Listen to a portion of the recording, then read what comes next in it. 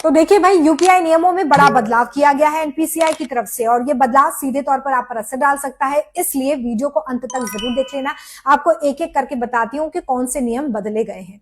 सबसे पहला समझ लीजिए, अगर आपको भी आदत है यूपीआई ऐप्स पर जाकर बार बार अपना अकाउंट बैलेंस चेक करने की, तो आदत को सुधारना होगा, क्योंकि एनपीसीआई ने अब इसकी लिमिट तय कर दी है। दिन भर में सिर्फ 50 बार ही आप अपने अकाउंट का बैलेंस चेक कर सकते हैं, तो इस लिमिट को याद रखिएगा।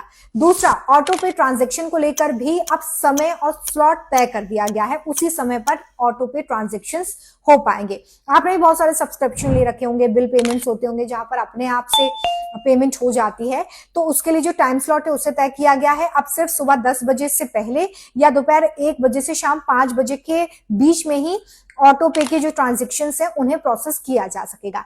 तीसरा सबसे बड़ा बदलाव जो है वो भी बहुत ज्यादा इंपॉर्टेंट है।